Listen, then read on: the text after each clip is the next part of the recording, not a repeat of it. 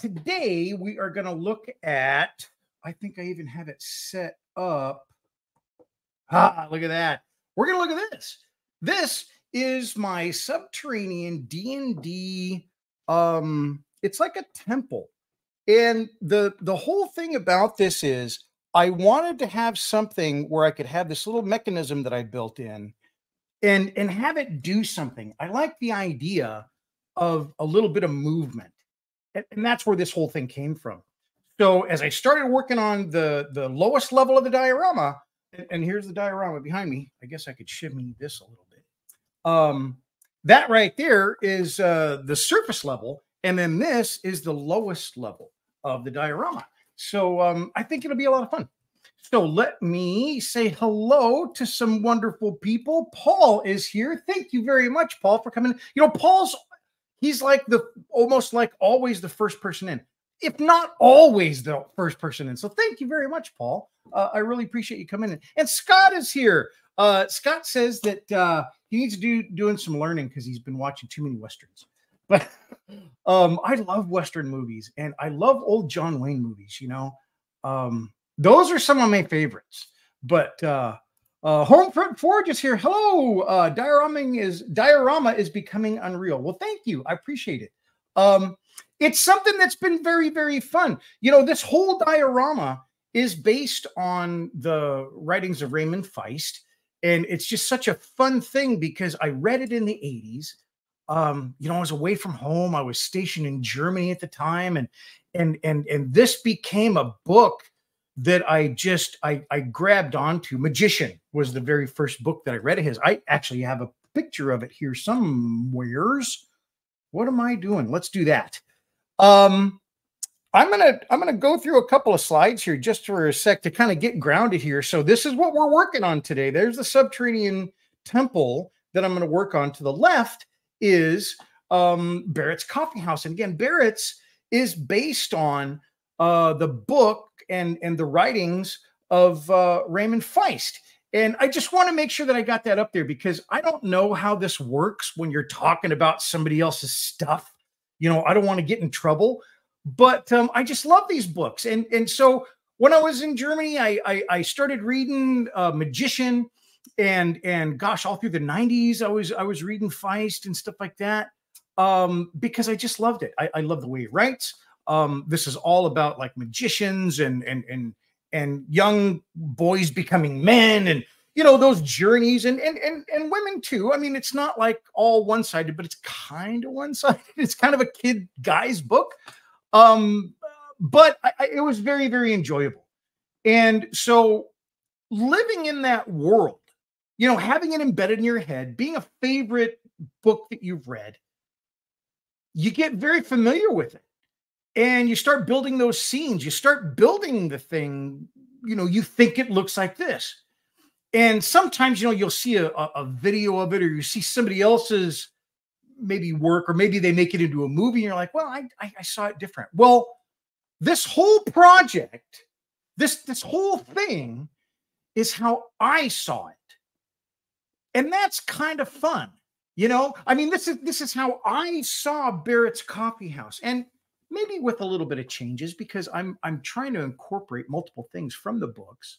I wanted to have, I don't know, there were so many different characters that I loved and so many different writings from Raymond Feist because he's done tons of books that I did pull stuff in that are not really related. Like Jimmy the Hand is a wonderful character in the first books and stuff like that. And he's in the series that Barrett's Coffee House is in, but he's a much different person. He may have passed away at that time, but he's much older if he hadn't even passed away.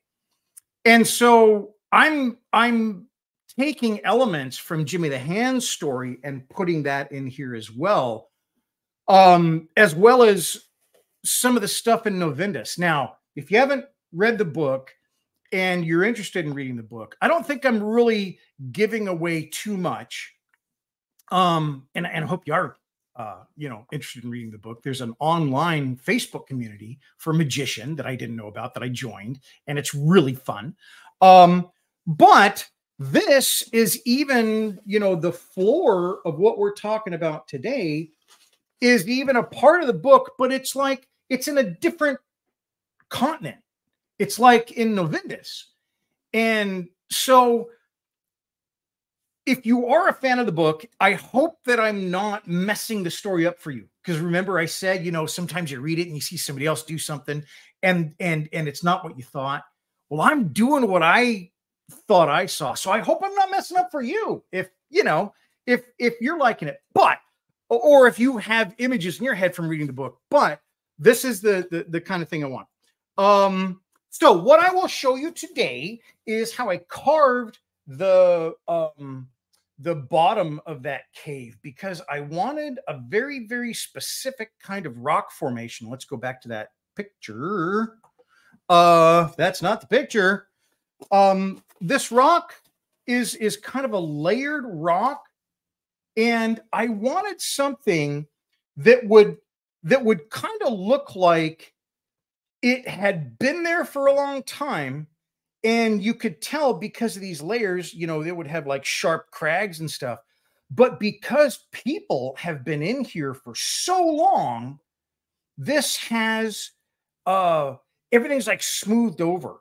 You know, all the feet that have been walking on this for so many years have smoothed over all these sharp edges.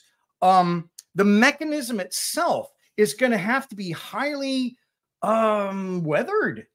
You know, I don't want it to look brand new and pristine. As a matter of fact, I may want to have some stuff like there's broken things on it. There's scattered wood or around the base. Let's look at it again. Like down here, scattered wood. There'll be gravel. There'll be rocks. There'll be dirt. There'll be dust. And I'm going to weather the heck out of this. And I might even have parts of it that look like they have been replaced, like they are brand new. And then maybe old parts just like thrown against the back here or somewhere, because you know what I'm going for is this kind of ancient temple that people would come to because of what's there. Let's look again here in the very back of it. There's a hole, and that hole will be lit from the bottom, and there'll be like a light emanating from it. And that's going to represent some kind of a mystical power. I think that mystical power is important for the story, because what I'm trying to do is move this thing that gathers that mystical power. And what in fact it is it's a coil for some wireless LEDs that I have.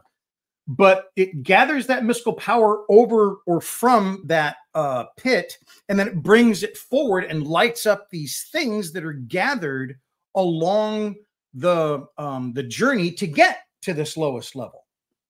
So that's the other thing I'm skipping across. Let's go back and look at some slides real quick, because I really want to get this across properly.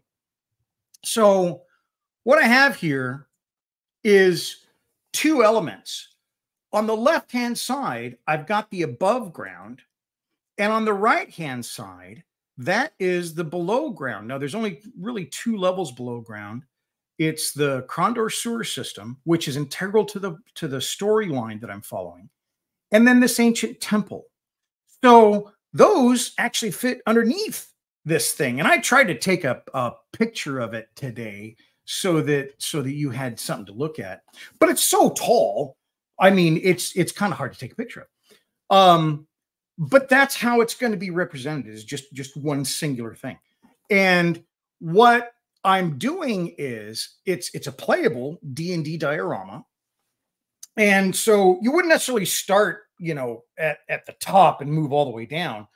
But the idea is you would start here, you know, ground level, and then move up, explore all this, and then find your way into the sewer, and then from the sewer, find your way into this ancient temple. And all along the way, you're gathering these little items. And in those little items, I'll have these wireless LEDs. They're quite small. We talked about it last week, but no, that's not it. I'm looking for a bag. Those are ropes. But these are the wireless LEDs. Gosh, I can't get them out of there. They're just teeny tiny little guys right there. So there's 10 of them right there. And so I've got them built into a couple of little items. And so you like gather those throughout. And then when you get to the bottom, because they don't light up or nothing like that, it's just this item. Then you get to the bottom here to the temple, and then you place them on an altar, which I haven't built yet. And then that's where the mechanism moves this coil over. This coil right here is an electrical coil, and that's what lights up the little wireless LEDs. It's very cool. And I've had it for a year and a half, 2 years maybe. And I just never knew what to do with it. I mean, the initial idea that I had was to kind of do what I'm doing here. It was the only idea that came up, but I hadn't done any of those kind of dioramas. So when I did figure out I'm doing this kind of diorama, I was like, wow, I'm doing it. And John Robeck, who just joined us, John Robeck reminded me, because we talked about this when I first got these. We talked about them together. And I just couldn't figure out what to do with them when I was working on a different diorama. And then he brought it up, and so cool. So anyway, thanks, John. But I want to say hi to some folks. Dances with Aardvarks is here. Thank you very much for coming in. Greetings and hello. Good day. And John is here. Thank you very much, John. I hope you're doing well. And so, yeah, thanks very much for the idea, because we had talked about those wireless wireless LEDs, and I just didn't have anything in mind until now. So it's very, very cool. Hey, Shane made it. Thanks very much, Shane. Shane thought missed it, but on now. So thanks very much, Shane. That's rad. So let's look and see. Oh, and American Genius is here, Christian. Thank you very much. Great to see you. Thank you very much for coming on. So I'm going to show you, because I'm going to do a couple of demos today too. When contouring this, I want to show you how I did this, because it was not hard to do. And I think it's kind of a neat look. The painting is going to have to all be repainting because of the other stuff that I'm doing. But I really like it. So I'm going to show you how to make that kind of a contour. And it's very, very simple. The other thing I'm going to do, and I'm just going to show you on a little piece like this. The other thing I'm going to do is I'm going to show you what I do with these. And I'm going to take all this stuff out of here, and it's probably going to look horrific. But I'm going to remove all this stuff so you can see what I've got going on underneath, because that's the real focus of what I've got left to do is these platforms that I've created in here, because the mechanism needed something to ride on.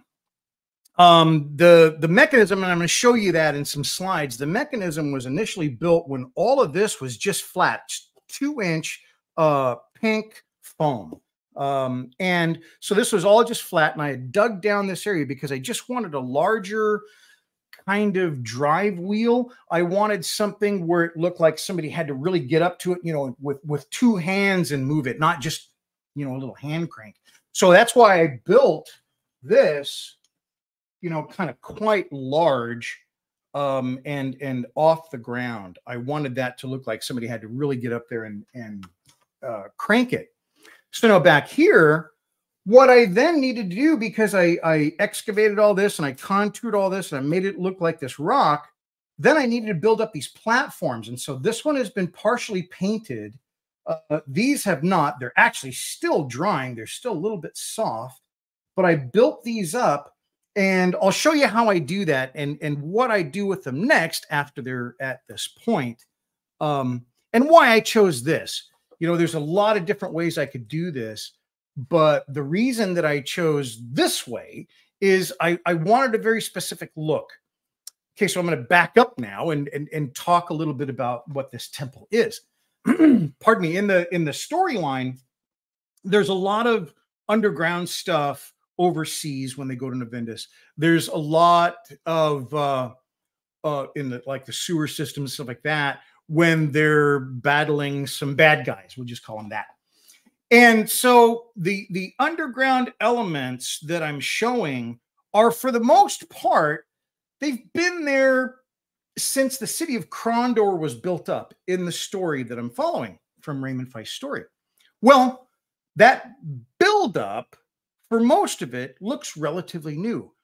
I wanted to go to another part of the story where they really harken back to eons ago, before these lands had been settled, before there were any towns or cities or anything like that. There was another people that inhabited this world, and some of those ancient temples are still around. They still exist. That's what this guy is. I wanted an ancient temple. So with that in mind, that's the whole thing about, you know, smoothing this over, because over eons, people have walked over this. People have come here because, you know, before any of this mechanical stuff was in here, they still came here because of this pit. In this, and I'm going to try to zoom in a little bit more, looking at the pit itself. Sorry, there's one of the pieces for the mechanism fell down in there. That's distracting. But right up next to the pit, there's a bit of an altar. So that's like an ancient altar before the pit, well before any of this other stuff, you know, was built up. So I'm trying to show something that has had multiple civilizations, multiple religious peoples, you know, coming in here. It's been built and rebuilt and destroyed, and, you know, something like that. I really wanted to show some time. So I'm going to show some of those platforms. If they were built perfectly, to me at least, it's kind of like it was just, you know, some engineers came in and built it. But if it's kind of built like they're just stacking stuff up, right? Then it's just people. It's like, it's not engineers doing something. It's just people trying to do it. Like they have this vision and they want something to be done. They don't really know how to go about it. You know, they haven't built those skills yet, or they've lost those skills from a prior civilization and they're relearning them. And so they're doing their best they can. The materials are here. And so they try to assemble it. That's what I was trying to do. So that's all fine and well. But then, like I was saying before, this thing in here looks brand new. So that is going to be part of next week, while I'm trying to paint this and stuff like that, is also giving it some, you know, weathering and probably some heavy weathering. I've done some stuff before where you take the wood. In this example, it was a bridge for my Narvik diorama. And I wanted this bridge to look just wicked old, and people had run into it and cars been going through it, and they kind of clip it with a bumper or something like that, you know? So I literally take the wood over to my wire wheel on my bench over there, my metalworking bench, and just go at it.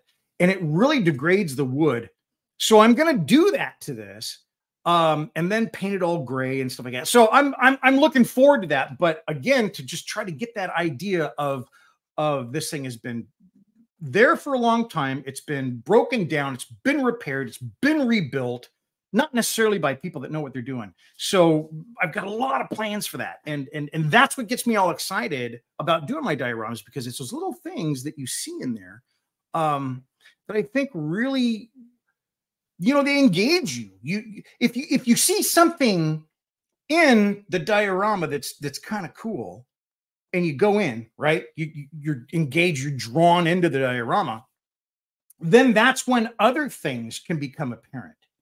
I think if you're looking at your diorama and you're saying, I just want, you know, to kind of put this tank or this vehicle or whatever you're building, and I just want to give it some compliment so it sets where it's at or time of day or whatever, it can be just like a base, right? You can do that. But when you start making a diorama that you want to tell a story with, not just present your model or whatever you're building, if you're trying to tell a story, you need people to get in there. You need people to spend time. They need to observe and understand, not just go, great model, or it's been painted well, or yeah, they got all the flashing on it, or it's just beautiful. It's just this beautiful thing that they did, you know, like Christian does. It's just these beautiful figures. Oh my gosh, you just can't believe it. Or the detail that people put on it. You know, sometimes you see something and you just drawn to that. Well, it is those details. It is those things that grab your attention, that when you're telling a story, you want to use. And by that, I mean, use that thing that's grabbing their attention to then highlight something else next to it. And then, you try to repeat that process so that as you're looking at the diorama, you're telling the story to yourself. As a builder of the diorama, I'm trying to tell a story. And so I have to think that that's what I'm trying to get people to do. I have to think in terms of getting someone so engaged that they really want to get in there and start discovering other things, that they make the connections and they say, hey, this relates to that. And then even this relates to that other thing up there. And then the story starts to come through. That's really what you're trying to do. So when I'm putting my details in here, I'm trying to draw you in. I'm trying to show you something that maybe you would have just not seen. So I might have something highlighted, but next to it, I've got something that's maybe not as highlighted, like there's no light on it or something like that.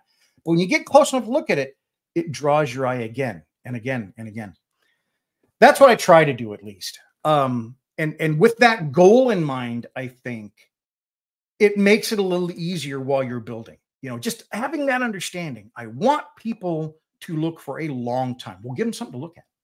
So along with all that, I'm going to go back to it real quick, because it is ancient and because it's been different peoples and all that kind of stuff.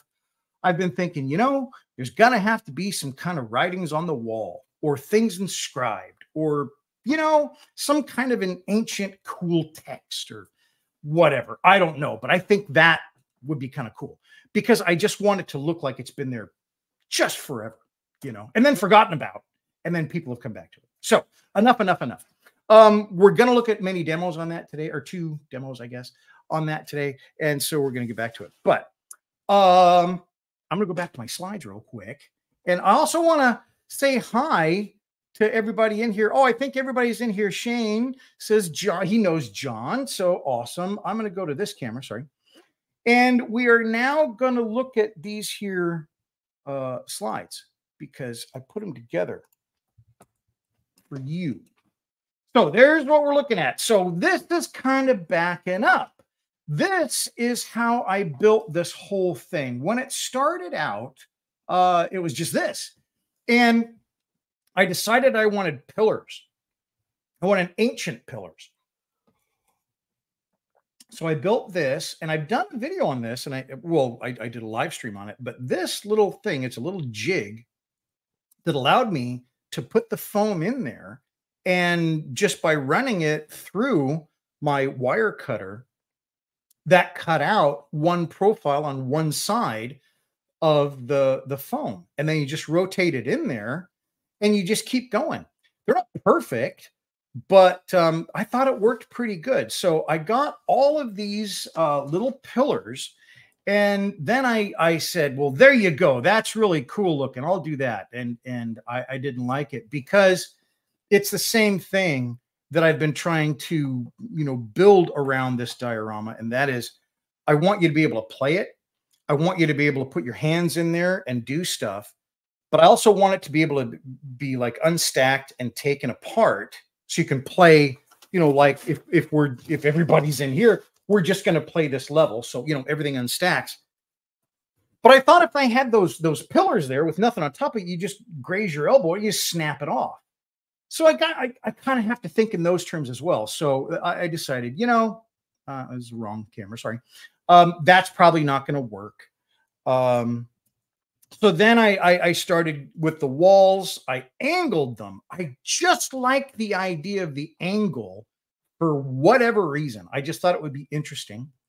And then I went and cut those pillars so that they would stand straight on that angle. So I just used the same angle, of course. But they were supposed to be basically carved out of the living rock. Well, that was a great idea. This is the final iteration before I started doing any kind of carving. I didn't necessarily like, and I'm sorry, that's the mechanism. That's the lights, blah, blah, blah. But here it is once I put the mechanism together. And the walls, take a look at these walls. I should have done a little bit better job of showing you pictures of these walls. I did not get any film. I don't know what the heck I was thinking. I've got film of me putting on like the spackle, because that's one of the steps in building these walls, but I didn't get me carving them. It's not a big deal. You know, you're just putting lines.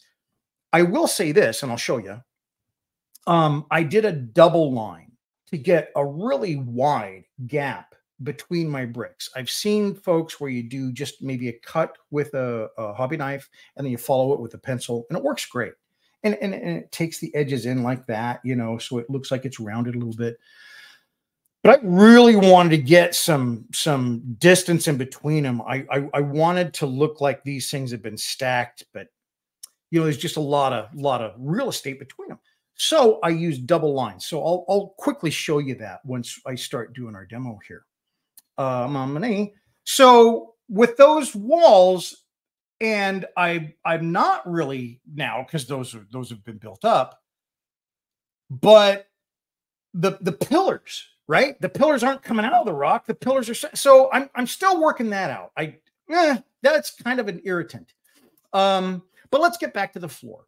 So the floor, as you can see in this picture, it is lower underneath that large area, and everything else is high up. And I knew that I was going to excavate that out, but I needed to get the mechanism working on a level surface. And so that's why I did that first. And then I came back to carve the floor itself.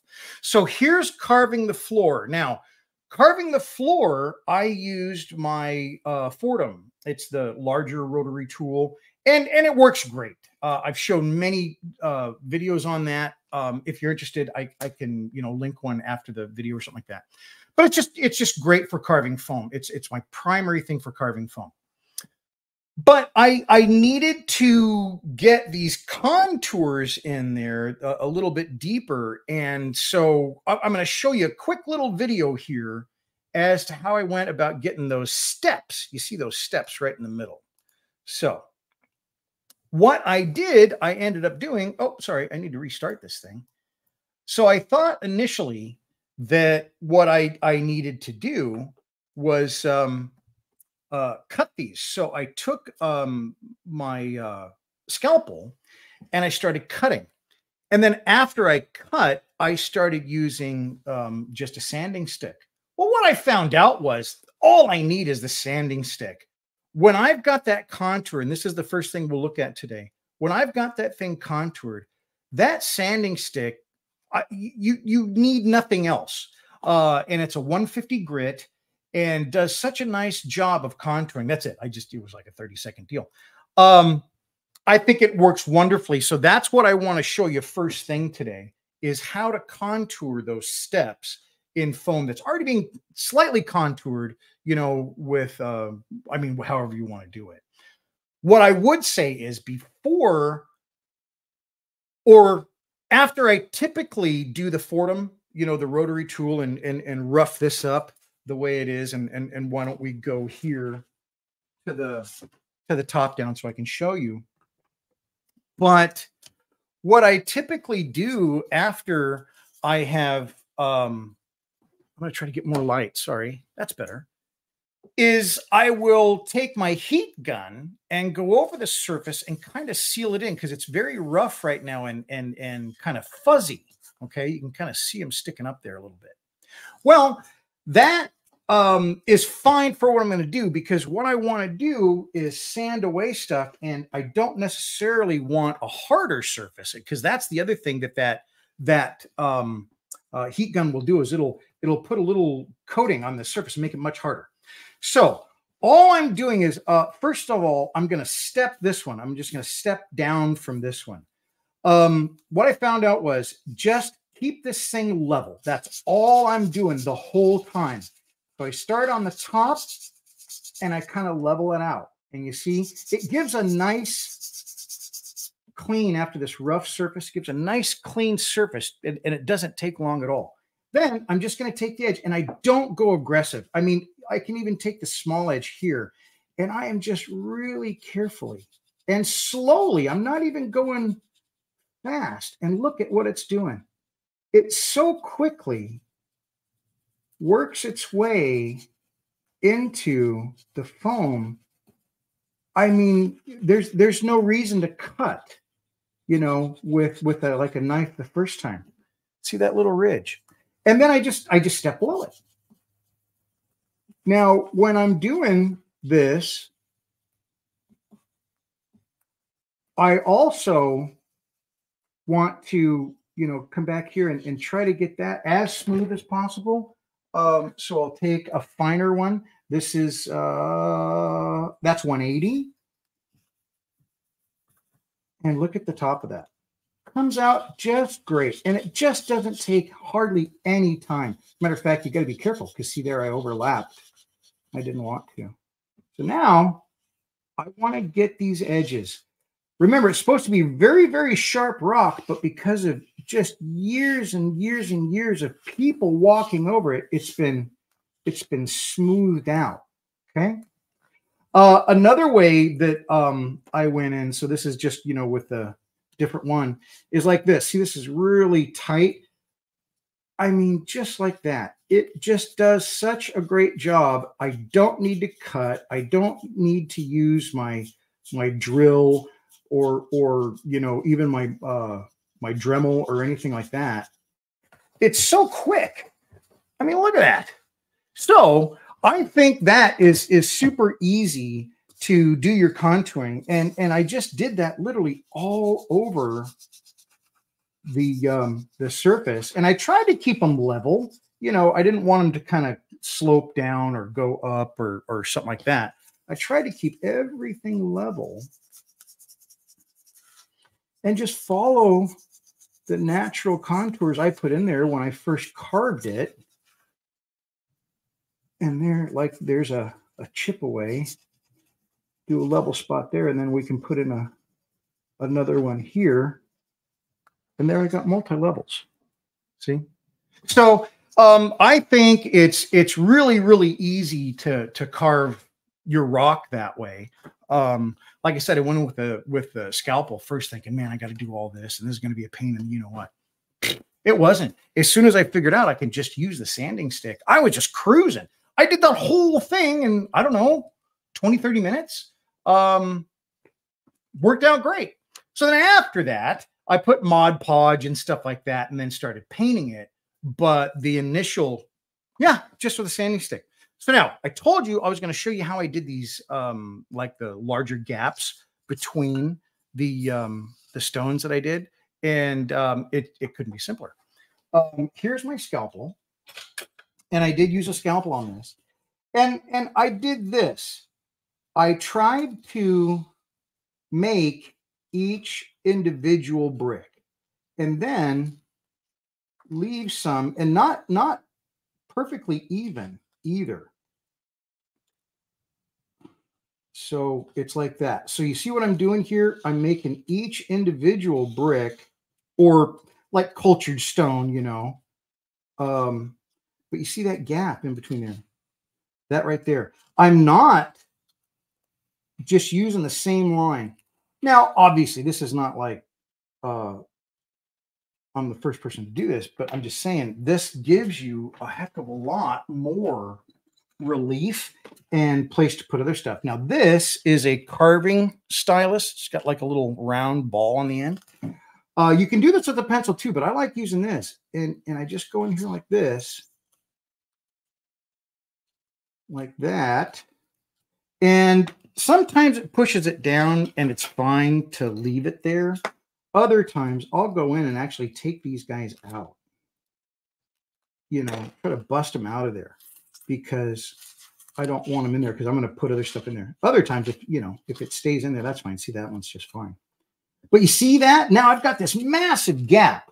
I don't use, I used to use aluminum foil crinkled up to get my texture, but then I found these rocks and I really like them.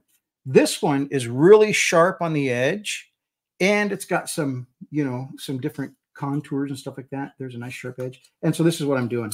I'm just going in here like this because I want really, really harsh rock. You know, these weren't necessarily engineers doing it. Like I said earlier, it's just people. And they know what they want to do. and they're just doing their best. Then on this one, I think that one, actually, this one's got a really, really nice texture on it.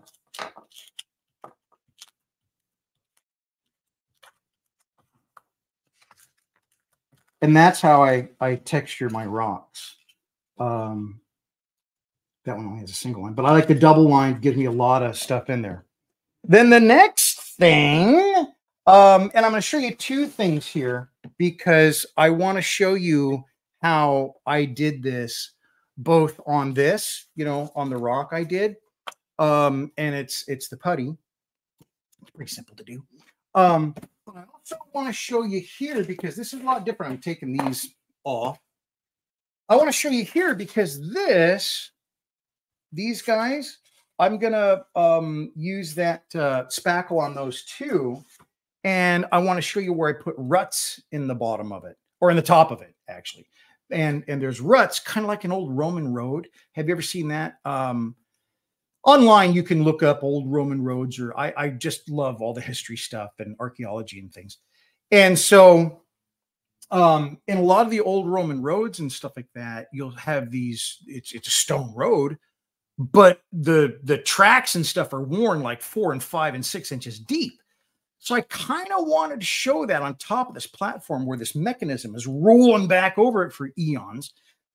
So I did that too. So I'll show you. But for now, we're just going to go back over here.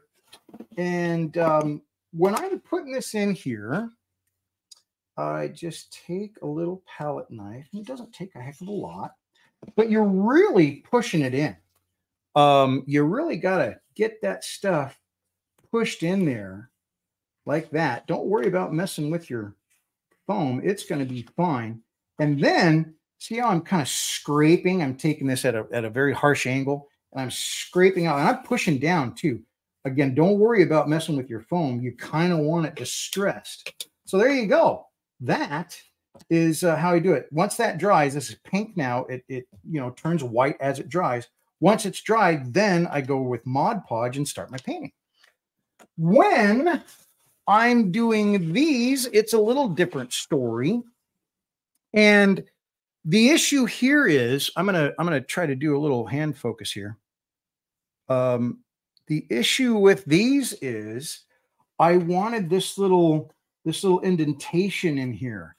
I've got it over here pretty good. Let me see if I can show you that. It doesn't look that great, does it? But that indentation on top of this road is what I was talking about, like those old Roman roads. That indentation will show where the wheel of the mechanism has been just rolling back and forth. I even have another wheel that I built that I'm gonna, really jack up, make it look like it's all been, busted up and replaced, and it's just gonna go back there.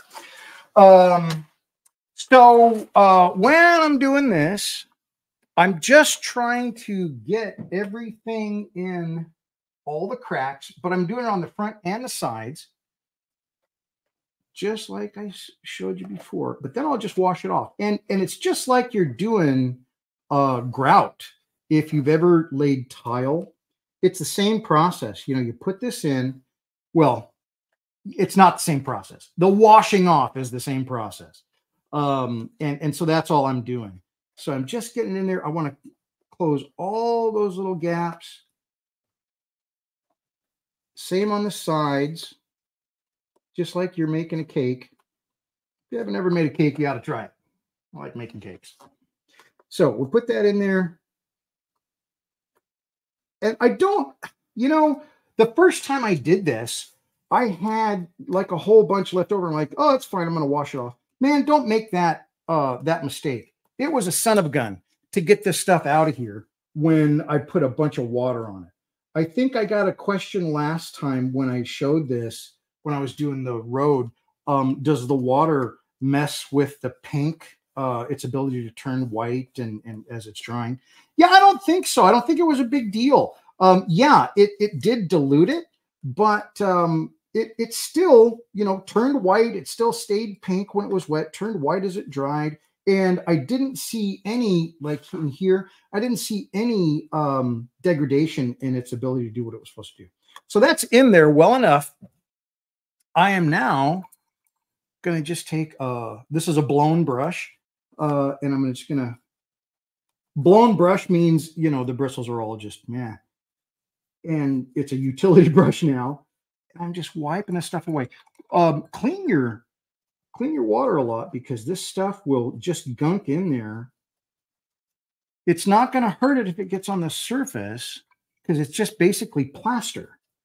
So once it's all done, you can just paint right over it.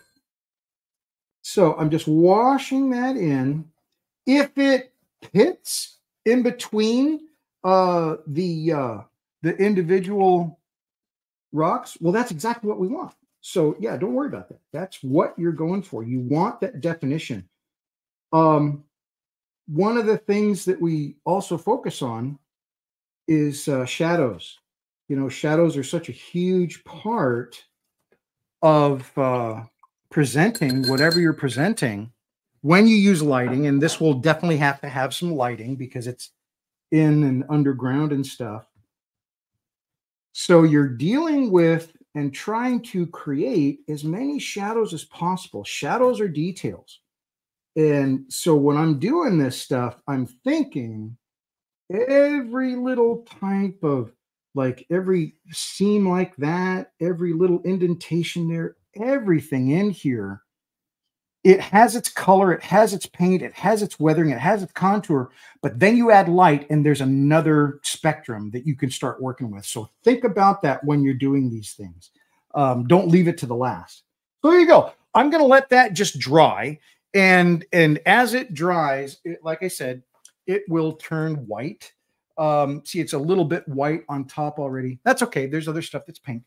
And once it's done, then I can go ahead and start painting or Mod Podge and then painting. And that's about it. I mean, it's real simple to work with. To get the tops completely level, it's not a cheat, I don't think. Basically, I built them up higher than they needed to be. And then once they'd completely dried, then I took my sander and just kind of kept going on straight down until it worked it away. It was very gentle with it because you don't want to mess it up. It's a little bit pliable, you know, but once the glue dries, it's pretty good. Overnight did it. And then by coming down on it with that sander, that smoothed the tops out. And then, you know, they were great and ready to go. All right. So I have not been paying attention to what's been going on here. John says the layered ground is really cool looking. It tells you that well-used story really well. Thanks very much, John. And I love the paint on it too. It's not very apparent here. And it's one of those things where, you know, you do your paint and you think it looks good. And then when the lights change or whatever, you got to redo your paint and you have to like overemphasize and things like that. I'm definitely going to have to do in there. I don't know if I'm going to do like OSL. I've talked about it, object source lighting, where you kind of fake, you know, use paint to fake like there's light there. It's really cool. And I've seen some people do it online. And it's just amazing. But I've never really tried it. But I'd really like to. And this, you know, like uplight, I don't know, some kind of shafts of light. It would be kind of cool. I think I'd like to try it. Like I said, there will be lighting in it, needs to be, but I can still enhance some of the effects, the contours, the edges, the creases, the folds, the cracks, all of that kind of stuff. Enhance that with paint. So I'll do that next week too. So let's see where we are. We might be pretty darn close to done. I'm going to go over here. No, I'm going to go over here. There. That was how we started. And then that's how it ended. This I loved. I mean, I was really super happy with this. But when I put those, the little platform guys in and stuff like that, it really changed that. The other thing I wanted to talk to you about is how do I make this tumbled stone? So let me do this. So this It's over here somewhere. All the little tiny, like, I guess they're stone. I think they're called cultured stone. I made all these, and somebody asked how I made them. Well, it's really simple. I say simple sometimes, and I feel like a lout because I don't consider that not everybody has a wire cutting table. If you have a wire cutting table, it's really simple. If not, you just have to, use I think the sharper your knife is, the better with this stuff, because it catches and binds. If you do have a wire cutter, it's awesome, because I cut a bunch of strips at the length I want, then I turned them on their side and cut them again. So I had a bunch of these, square long pieces, and then I just taped them up, and then I ran those through my wire cutter, and I cut all these guys. And I just cut, this thing was literally 3/4 full of these little guys when I was done. They're all different. They're not perfectly square. There's the different sizes, lengths, and stuff like that. Perfect for what I wanted. Then, I've got a picture of it. Let me go back here. Then I took some gravel, and you just take a little bit of gravel and you put it in the container with those, and you just shake it. And it does this. It's like a rock tumbler, it just kind of does a very nice job of rounding over, because those, and I should have really taken a picture of it. I guess you can see it here, but those corners, perfectly sharp. But by tumbling it, with just that gravel, it got me this, and I think they look great. They've all got little bit of something on them. There's nothing that's like a clean surface. So I was pretty happy with that little process. And I saw that online years ago. But yeah, if you want to make those, and I did different sizes. I've got bigger ones and small ones and stuff like that. But it's really just a great way to do it. I think I said this before. I don't have the lid, but when you're doing this and you're shaking the heck out of this thing, and I'm shaking this thing for like 20 minutes. I'm walking around the yard, shaking this guy, trying to get this thing done. When you are done, no joke, let it sit for a while. That pink foam gets just masticated, and it gets up in the air. And so when you open this thing up, there's like this big pink foam cloud of dust coming up, and you don't want to breathe that in. It's bad. So, that's just one weird thing about it. As a matter of fact, what I did after I was done, I have like a sieve, like a little screen thing, I put that over it, and then I took my vacuum and put on top of it, and that sucked out all that pink dust. And I'm very happy I did, because then as I'm working with it, I'm not stirring that crud up, because it's just not great to, breathe that stuff. So anyway, that's how I made those. Worked great. And if you're looking to do it, I honestly believe a rock tumbler would be awesome. You could find one like on Craigslist or something like that, or Etsy. No, not Etsy, but you know what I mean. Those online places. If you can find an old rock tumbler, that would be great. I wouldn't do it overnight. You just come back with rocks and dust, but it'd just be easier than walking around the yard looking like a fool. But yeah, it works good. Okay. So, simple doesn't always mean easy. I think that's a very good point. I've made this observation before. There was a really cool thing online where John Cleese talks about management and creativity and stuff. And I watched that 6 or 8 months ago or something like that. And I think it's from like the 80s or something, or the 90s. I don't know. But he talks about creative people have the ability to put off that feeling of accomplishment. You do something and you get this massive, yay, it's done. Well, creative people are able to put that off for longer than some other people. And he had a bunch of nice facts to back it up, and scientific theory. But the point was, that when I'm doing stuff like this, Mrs. Modelcraft will walk in, you know, it's like 9 o'clock at night. I'm heading to bed and I'm sitting here, you know, hunched over this thing, placing these little goobers one at a time, right? Because that's how I did it. You know, yeah, there were smarter ways to do it. I said I would talk about that. I thought about plaster. Make a little mold, pour a little plaster. It would completely conform to the uneven surface in that way. Take the form off and carve the plaster. Cake, right? And it would look really good. And you could do it, you know, with a little bit more depth, but there's a lot of work in that. This way, just by stacking them, just like somebody that didn't know what they were doing, because I don't know what I'm doing. I'm not a mason, but I know the process of, you know, leveling the ground and then how to keep each course level. I know how to do all that, but I didn't want to do it. I wanted to simulate, you know, an ancient people that maybe found something in disarray, came up with a new way of accessing this, you know, mystical pit or whatever, for whatever reasons.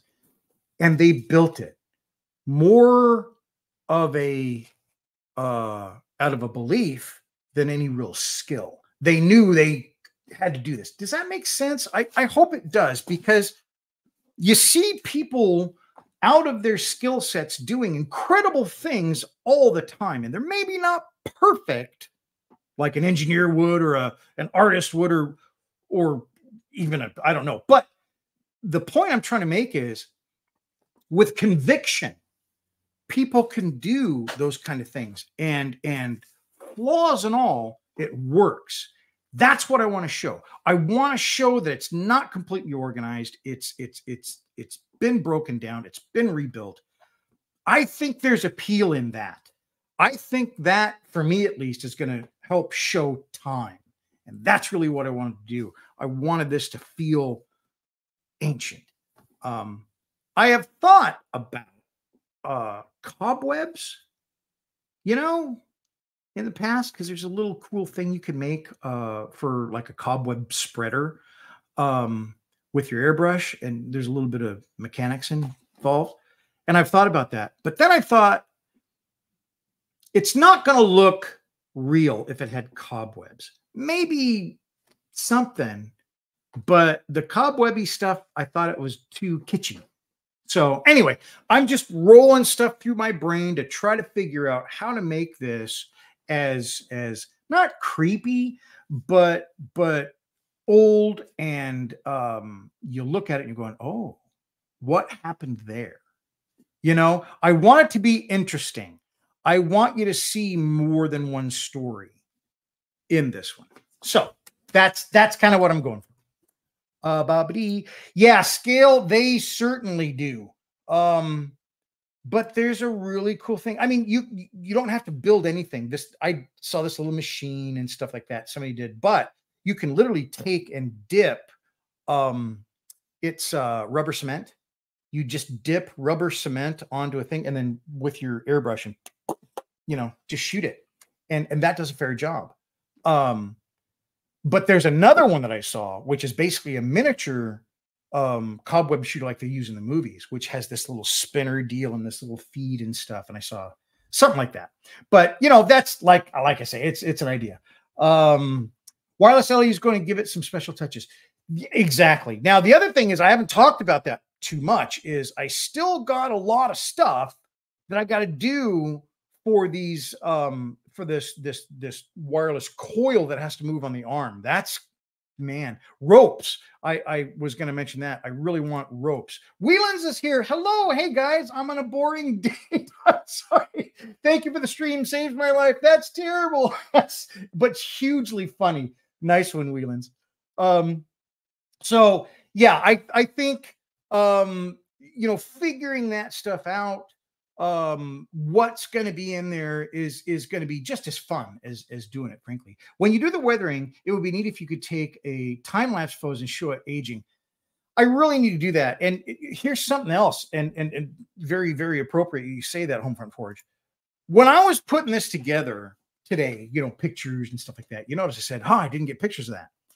I don't know what's going on, but lately I have not been filming as much stuff that I'm doing because I feel like, man, I don't know what I'm doing. And I do this sometimes when I get into a place where I'm not really confident. I'm so concentrated on trying to figure out what I'm doing. I don't bother to turn on my cameras, and my cameras are right here. I mean, they're right here, you know. I don't know. So I'm really trying to get back to that because there's some really fun stuff, and I do want to show you how I do these things. But I got to be a little bit more careful. So, but thanks. Yes, I'm gonna do that, Homefront Forge. That would make an awesome video. Yeah. Now that's the other thing. Videos. I would see all these little segues. Just you guys are just throwing them at me. It's awesome.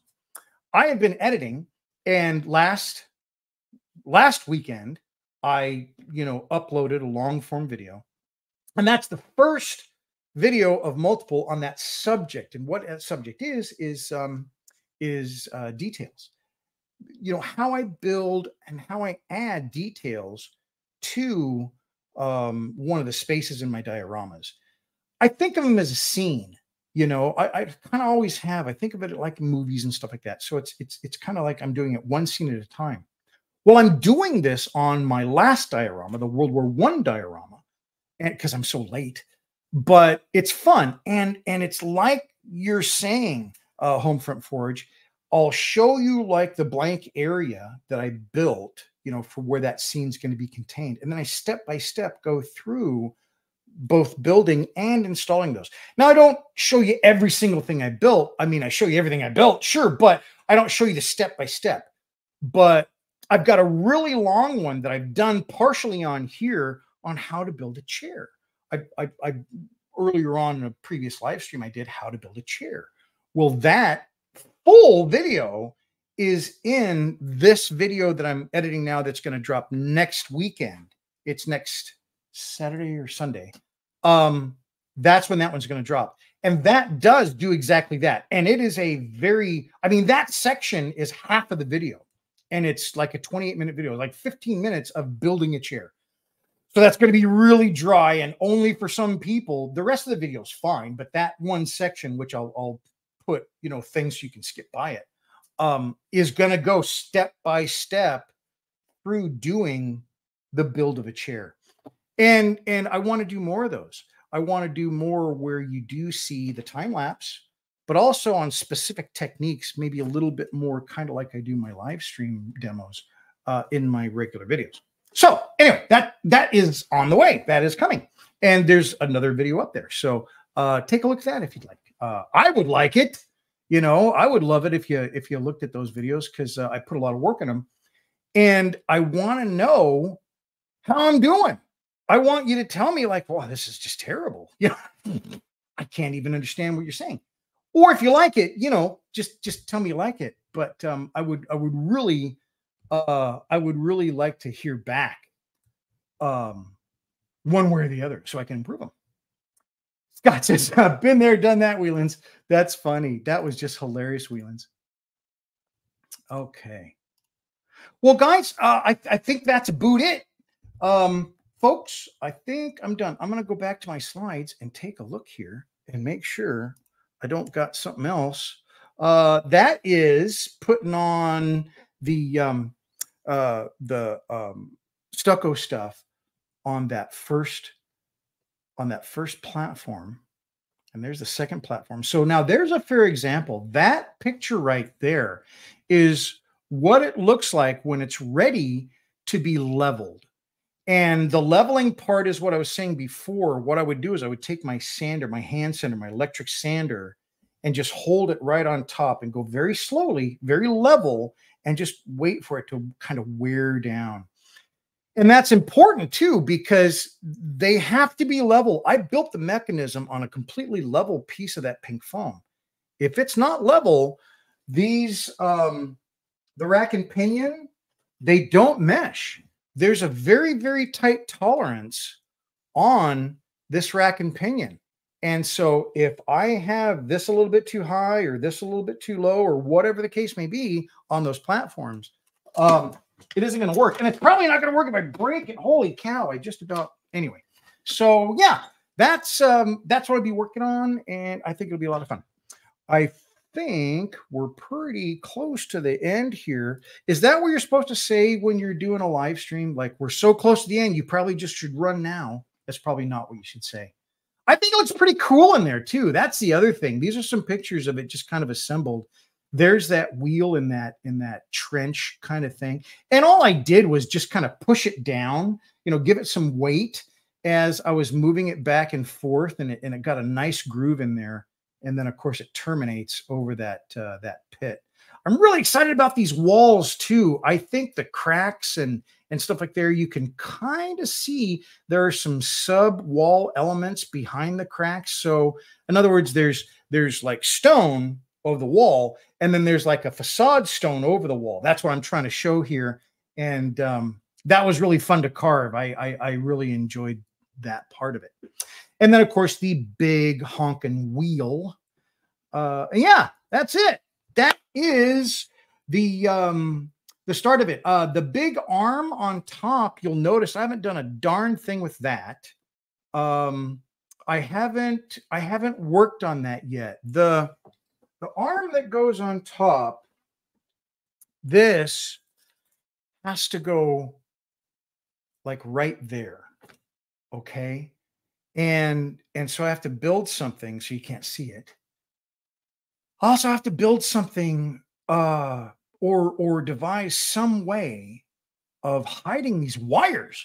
You know, in another kind of diorama, World War II or even World War I, could kind of, you know, make the wires look like something else, or just make them look like wires, you know. Can't do that in this one. It's medieval. So that's going to be a challenge. One of the things that I thought about doing, and I've mentioned this a couple times just in passing, is rope. I absolutely love using rope, scale rope in my dioramas. This particular scale rope, again, no sponsorship, but I talk about this guy a lot. And I don't even tell them about it, but it is Siren Ship Model Company, sirenshipmodelcompany.com. And it just makes brilliant rope. I mean, it's scale rope like you're not going to see. This is for shipbuilding, so it's really nicely done. There's different colors. You can get black. You can get like a light tan. I like the tan. Looks like hemp to me, like the old hemp ropes. There's no fuzz on this rope. It's really well done. It doesn't unravel when you cut it. That end has been cut and sitting like that for a month, and it's not unraveling. Sure, it will if you work with it, but I mean, you see what I'm saying? It's not like twine or something like that. Twine does not look like rope. I have tried. It doesn't. This looks just like little rope. And he's got different sizes, you know, scales, diameter, stuff like that. So I've got to figure out some way of using that rope to hide some of the elements. Now, I love rope, so there's going to be rope as part of the mechanism, maybe even holding something up. You know, they're using some rope to tie some stuff down. I don't know yet. But yeah, I gotta figure out how I'm gonna hide those wires, and hopefully the rope will help in that. And hope for forge. That's great. Yeah, just gonna say use rope disguising the wires as rope. Yeah, possibly. I just might possibly do it. Scott, mechanism reminds me of the movie Pit and the Pendulum. Wasn't that a great? I mean, gosh, what was Vincent Price? Yeah, Vincent Price. He was amazing, wasn't he? And that big, you know, after the pendulum would swing, right? The crazy part is you hear that big clunk, you know, that big boom, because that means it comes down a little bit lower. Oh, great movie.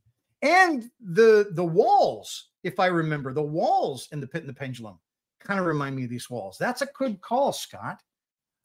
Scott, how does one send you pictures? So you can now, Scott, I'll probably work with you because I know, you know, you're not on my Patreon, but typically when I want, if somebody's going to send me pictures, just send me to my Patreon. But I'll work with you, Scott. And we'll figure out a way to send them, because you might be able to just send them to my phone or something. It might be easier, but we'll figure it out. I think you need to make a rope walk so you can weave the wire. Oh, rope walk wouldn't be a bad idea. Where would it go? I love textiles. On some of the older stuff that I've built, I have like rope. Like, remember I said I tried other ropes and none of them look good. Well, that's what I'm talking about.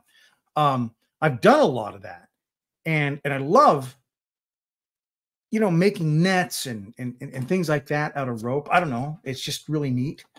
And that would be a cool one, John. How would I mean, it would have to have the whole purpose thing, right? Something to talk about. I hope you can make it tonight. By the way, we're getting close to that time. On Fridays, for my SMC Patreon guys, we have Friday night group build. Friday night, it's Diorama Friday Night Live is what it's called.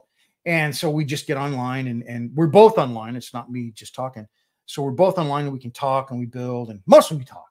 But we talk about a lot of ideas, or what we're working on, or behind the scenes stuff, or anything like that. So if you're interested, go take a look at my Patreon channel. There is a link in the rest of this.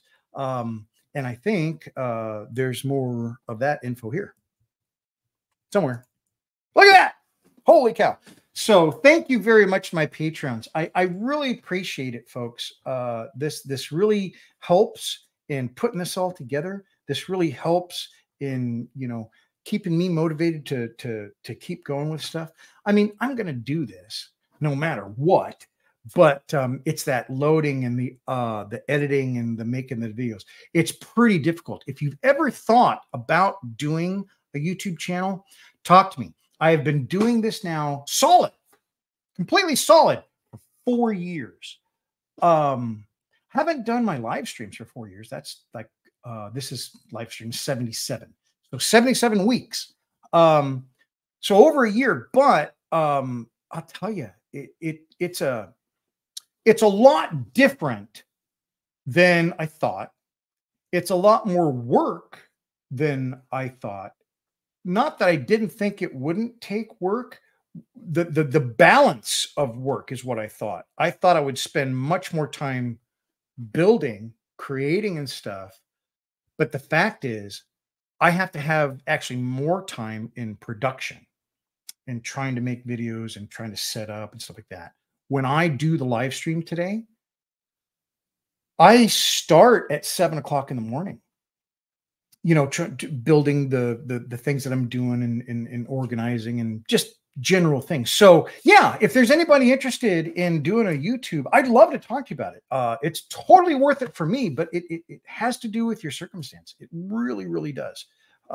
Because I see some folks say, I quit my job and started a YouTube channel. Not the best idea. Not the best idea at all. So anyway, thank you so much, folks. I can't believe you stayed this long. Holy cow. I really appreciate it. And that's it for me. I hope everybody has a wonderful Labor Day weekend. In the United States, it is Labor Day weekend. It is the last weekend of the summer. All the kids go back to school in the next couple days or weeks. And so this is it. So it is, it's a little dangerous on the roads. So if you're hanging out, good for you. I hope you get some time on the bench. That's what I'm going to be doing. And me and Mrs. Modelcraft are going to have a wonderful weekend. And I hope you do too. We'll see you. And we'll see you next week. Thanks very much. Have a good one, guys. Bye-bye.